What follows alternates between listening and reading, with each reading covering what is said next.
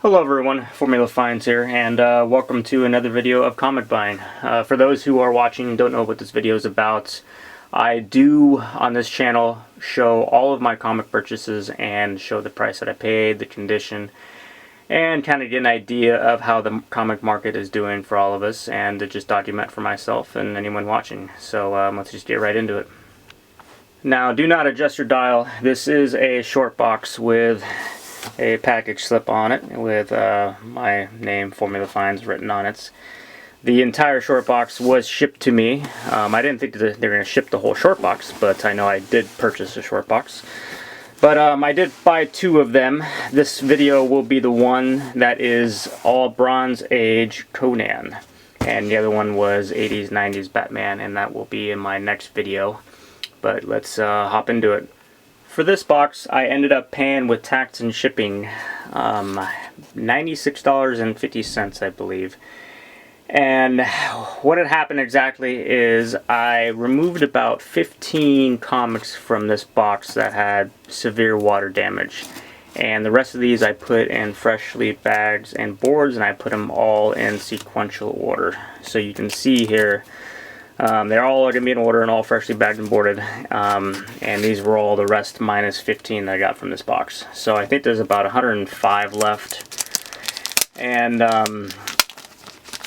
yeah, the ones that didn't have severe water damage probably had an average grade of about 5.5. Some were a little lower, but some of them, there wasn't really anything trashed besides those, and so I was kind of pleased with that. I was a little bit worried when I saw the water damage on some of these books, and I saw some moisture on the bags, and I wasn't sure if maybe it got a little water damage on the shipments or what had happened exactly. But pulling the books out of the bags, I noticed that they looked to be pretty much well protected, which was cool. So yeah, searching through all these and putting them all in order, it ended up, the lowest one started being 44 and went to 45 and 53 here and 66 and going down and so forth and so on. There weren't really any major keys, but you know, there's not really any Conan keys anyways, at least not in this era. A lot of this work, if you guys aren't familiar with Conan the Barbarian, is mostly it was John Buscema artwork and Gil Kane in the first probably 150 issues, and then they kind of took turns changing. Here we got John Buscema right here, and yeah, the artwork was cool. It kind of had a lighter tone to it. I think you had Ernie Chan doing some of the work, who also did Jonah Hex, but I kind of like the lighter drawings, looked more hand-drawn. It kind of fit the style of, or the story I should say, of Conan. But yeah, this is cool. I was really happy with how it looked, and a lot of them came in similar condition like this, so I would say, you know, probably a fine minus would be about the average for a lot of these, which was cool. Some of them had a little bit of damage to them, but and you can see here, yeah, I got some like markings on here, number 74, but nothing really too trashed. At least that's what's left of here. So I think it comes down to like 95 cents a book, which I thought is a good deal. Yeah, 76, 77. I had a nice little run here of about 20 in order, I think it was, but yeah, no real major keys, and once, here's got a little tape here on number 89, but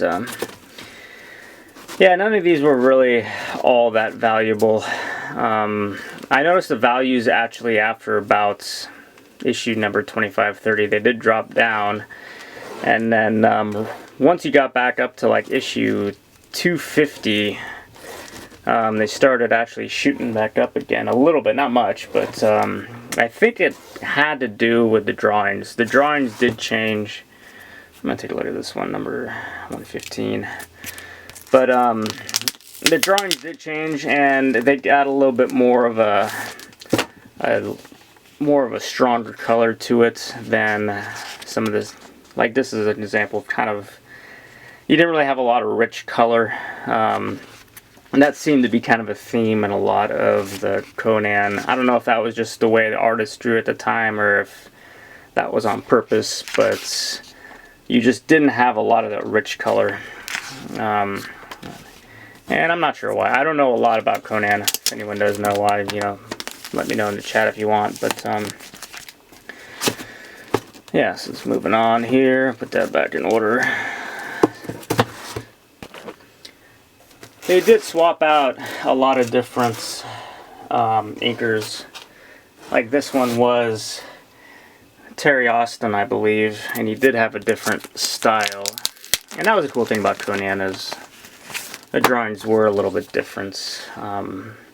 Just different. I don't know how you want to say that was different, but it definitely has a different style than John Buscema, that's for sure. Definitely the use of shading there, which was actually looks pretty good there. But yeah, that was Terry Austin, the ink work there. It's a nice little clean book. It's probably about a 6.0 right there. But I think John Buscema was about done at this stage. I know when you got up to, I think it was 134 here, 139, Val Mayerick started drawing. Here we go. I think it was, I know by this cover here. I'm going to open this one and just make sure. I could be wrong, but I don't think I am. Yeah, so Val Mayerick artwork here. Another different style than what we just saw. A little more color on these.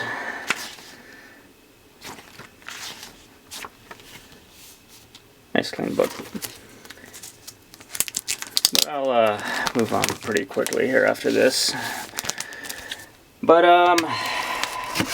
yeah, I was definitely happy with this order. I was actually very happy. I just was a little scared when I got in and saw the water damage. But 160. That was a cool cover there. 161, 155. I guess that's out of order there, obviously.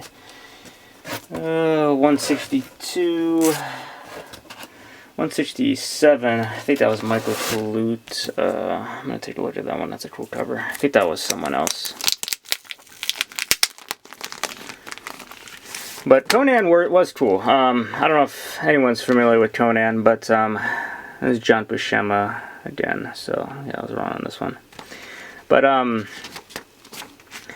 mean, Conan was a smart guy. He wasn't just some stupid barbarian or whatever. I mean, it was kind of cool reading his stories because he was kind of a MacGyver style, trying to puzzle his way out of everything and planning things, and that was cool about it. It wasn't just some guy hacking away and killing a bunch of people. There's a kind of a lot of story about planning and figuring stuff out and solving problems, and yeah, they were actually better reads. If you haven't read Conan, they're actually better stories than someone who knows nothing about Conan would actually think.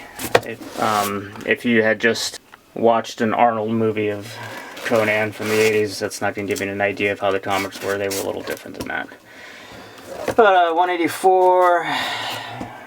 85. I know 191 was a different artist. Let's get into that. 187, 189. I got two 191s actually. This was Isherwood, I believe. Jeff Isherwood. This one's pretty clean. It's got a little spine damage. Yeah. Yeah, definitely a different style there. A little more modern looking, a little more color to it. I think he did it for probably about 20 issues or something, and then I'm not exactly sure it came in after that, but it's 191. I do have two of them. I guess I can probably dump one of them, or sell one of them. Yeah, 192. Moving on, 199. I got the 200 there. Kind of a cool one there. 201, 202, 203, 205, and they did go from one to, I think the last issue was 273 or something. I'm going to take a look here.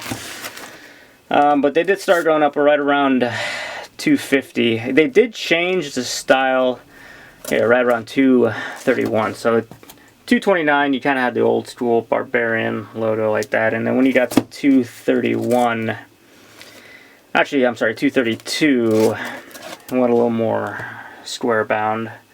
And I noticed if you look on like my comic shop, they charge a little bit more for the ones starting at 232. I don't know if that has to do, I know the artist changes, and you could say that the drawings and everything did change with it. You didn't have that lighter tone to it. You had more of a modern, yeah, exactly, just like this, more of a printed look, a lot more rich in color. And I think a lot of people prefer that. I actually liked the older school style. It looked more hand-drawn.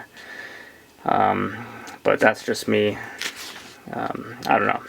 But these seem to be a little bit more higher demand, the 200s and 250s, than the 100s were, even though the 100s were obviously older. But moving on, 238s, 249, and 252. Yeah, I do have the 250 here. This was a thicker one. I'm going to take a look at this because I don't remember how this looked inside. I know it didn't have damage. When you're racing through about looking for water damage, you kind of gloss over everything really quick. Just make sure it's not all destroyed. It's got a little bit of a, you can see it a little bit. I don't know if that's from the water. Obviously, I think it is, but it's not too bad. That's Ernie Chan at work. But yeah, that's pretty clean actually. That's nice.